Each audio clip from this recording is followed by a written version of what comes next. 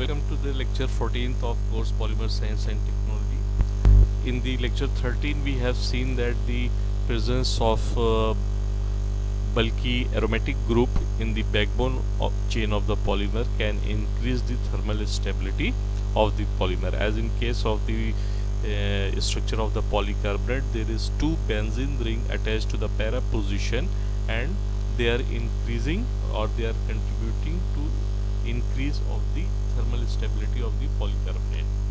Okay, now we should continue the lecture 14. Whereas polyphenylene, where the entire backbone is formed by the aromatic group, is thermally more stable than polycarbonate. So you can see this is the example of polyphenylene. The entire backbone chain is made up by the benzene ring connected in the para position. So this polymer has nothing but benzene ring, and these benzene rings are connected to the para position. And also the thermal stability, so the thermal stability of the polyphenylene is much more than the thermal stability of polycarbonate, because in polycarbonate there were two benzene ring connected to the para position in the backbone chain. However, in case of polyphenylene, the entire backbone chain is made up of benzene rings. So the stability of polyphenylene is greater than the thermal stability of the polycarbonate.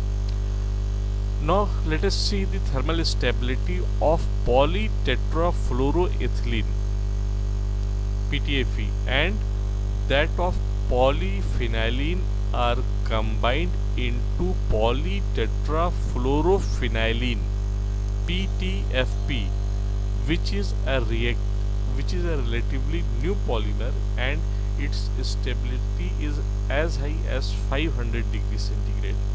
Here you can see that the entire chain is made up of the benzene ring, and the hydrogen atoms connected to ortho and meta position, they are being replaced by the fluorine atoms.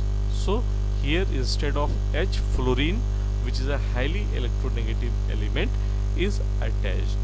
So because of the highly electronegative nature of the fluorine, it will protect the carbon-carbon single bond, and thus the stability of polytetrafluorophenylene is very high, and it is as high as 500 degrees centigrade.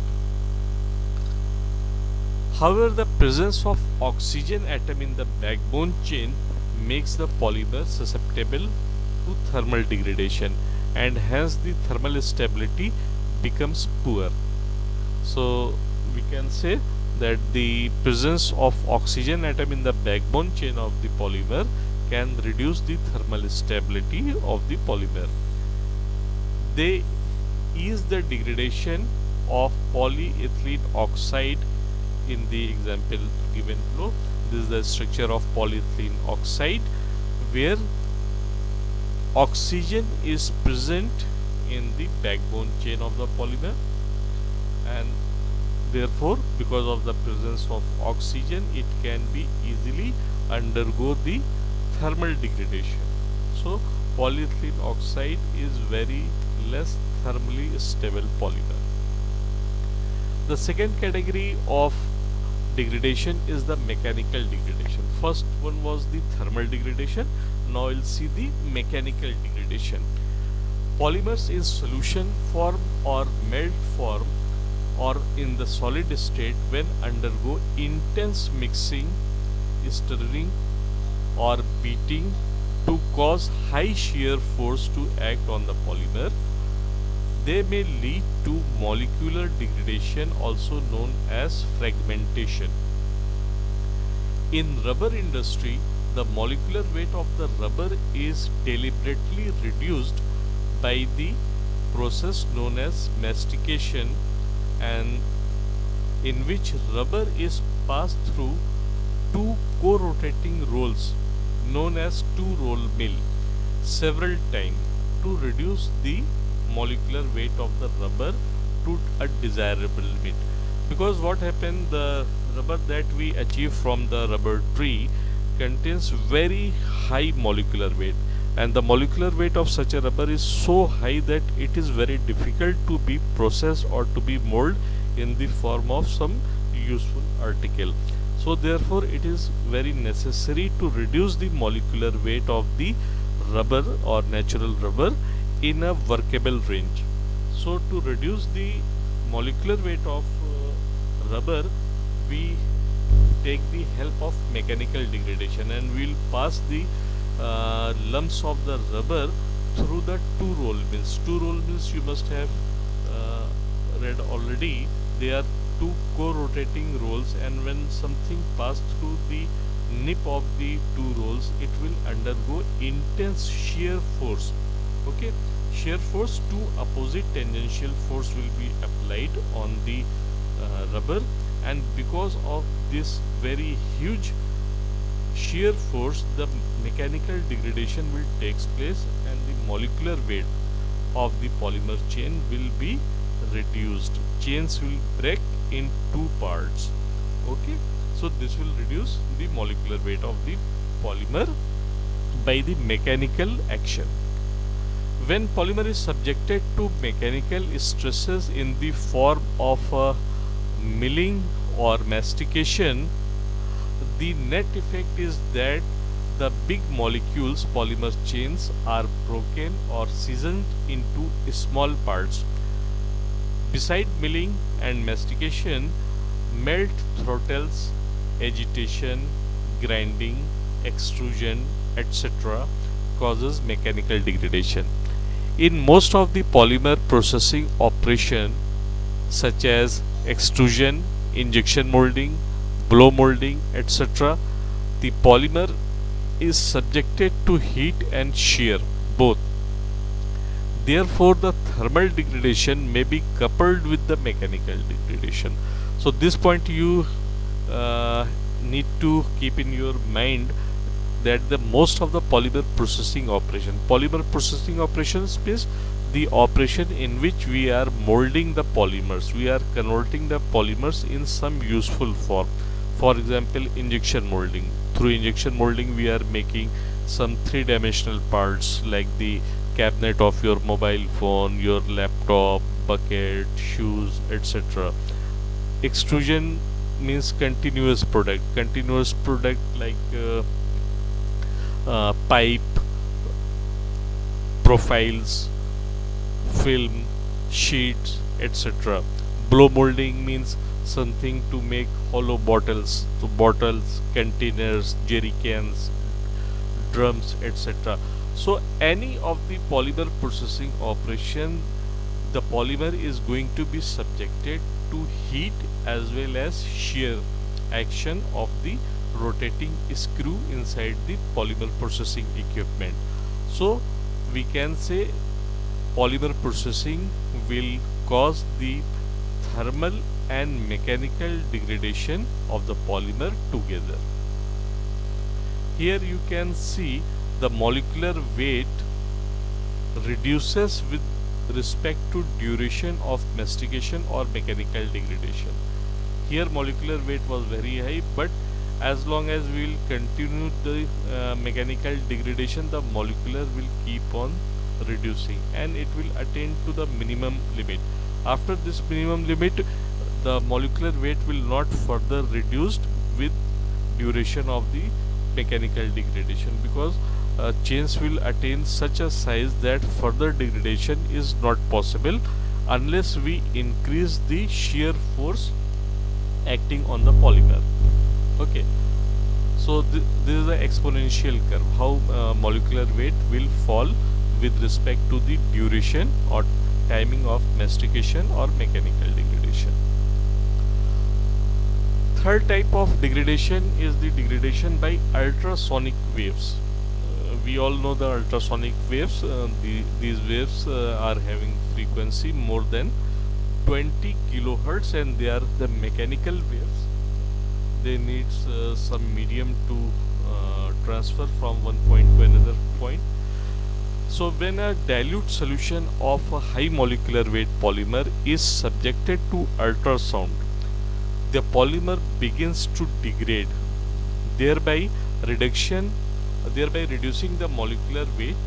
The ultrasound causes the mechanical stresses onto polymer chain and prompting them to undergo chain scission. Here you should keep in mind, this will prompt the polymer chain to undergo chain scission or chain end degradation. In both the mechanical and ultrasonic degradation, the bigger molecules are affected most as compared to smaller ones. So the bigger or large molecular weight polymer chains will be broken into smaller chains, but smaller chains will not be affected much. The fourth type of degradation is photo degradation. Photo means sunlight or some kind of electromagnetic waves. It is caused by UV rays. UV rays is always present in the sunlight, so you must have seen that if you put some plastic component or polymeric component on your roof and expose it for at least 3 to 6 months under the sunlight, so after 3 to 6 months you will find that the polymer which was exposed to the sunlight has lost all of its mechanical property, and if you try to bend it will break easily.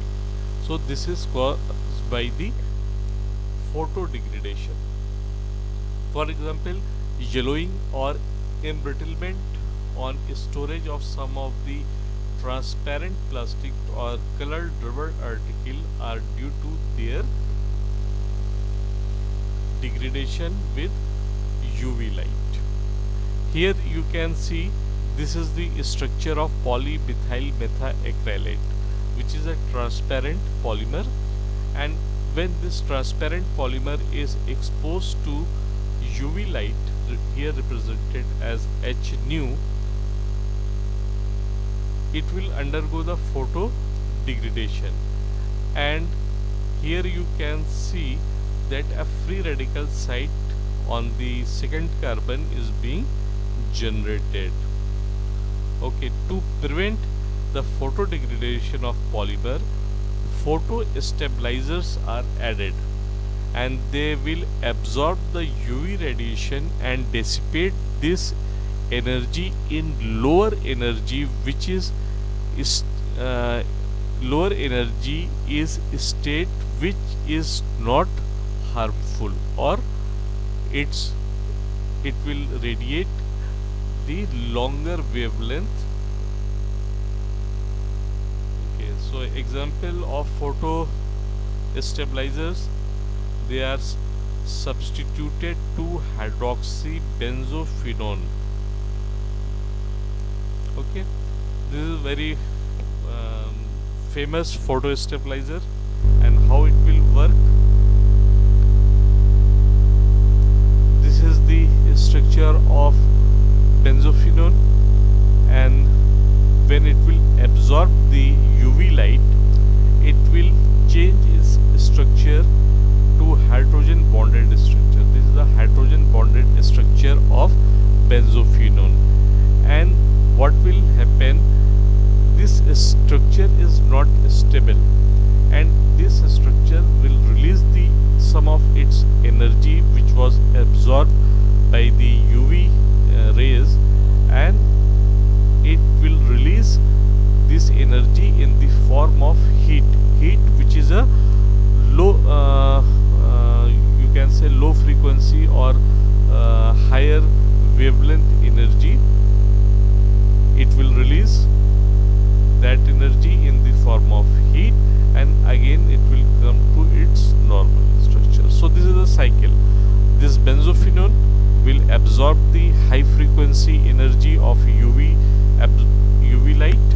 It will change its shape, structure, and again it will come back to its normal structure by releasing the same amount of energy which was absorbed by the absorption of UV light in the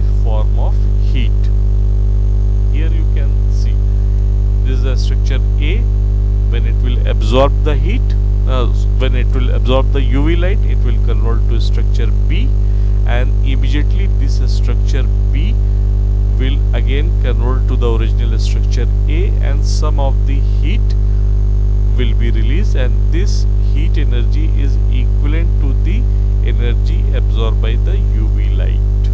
So in this way, this photostabilizer will absorb all the energy of UV radiation and convert them in the form of heat, and it will not allow the UV light to degrade the polymer chain. Correct? The fifth one is the oxidative degradation.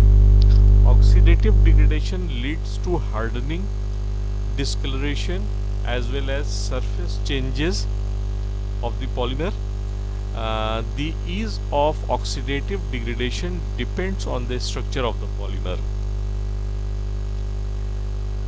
In the early stage of oxidative degradation, the formation of a free radical site on the chain backbone by the attack of molecular oxygen, ozone, or some free radical produced by thermal decomposition of some additives present in the polymer.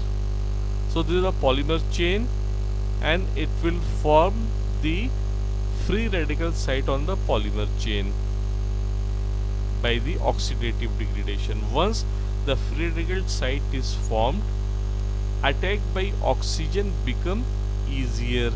So this polymer chain is having free radical site, and this free radical site is being generated because of the attack of molecular oxygen, ozone, or some free radicals produced by the thermal decomposition of the additives present in the polymer. And once the polymer chain is having free radical site, the oxygen present around the polymer can easily interact with the polymer chain, and it will form the peroxide radicals. Here two oxygens are going to be attached with the polymer chain, and they will form peroxide radical, and this peroxide radical can further attack to another polymer chain to form hydroxide and another polymer chain having free radical site. And this peroxide radical which was formed, it may attack the double bond of the polymer chain to form another free radical PO dot, and here the an intermediate is formed where oxygen will get attached to asymmetric and symmetric carbon atom. The hydroxide form may lead to formation of many new free radicals. So this is a very complex phenomenon actually. Here POOH may lead to form PO free radical and OH free radical. Then P free radicals may react with the POH, and it may again form PO free radical and POH. PO free radicals can again react with the POH and may form another group POH and POO free radicals. So complex reaction, many complex reaction will keep on happening simultaneously during the oxidative degradation of the polymer. But in nutshell, all these reactions will reduce the molecular weight of the polymer, and they will reduce the property of the polymer. All these new free radicals will attack the chain, and the oxidative degradation will proceed very rapidly. One thing to be noted, that the oxidative degradation is much faster than thermal degradation or mechanical degradation. It's very quick. Okay, so this is the end of lecture 14, and I hope you must have understood and enjoyed. So we'll continue this topic in next lecture 15. Thank you very much for your patient hearing. Thank you.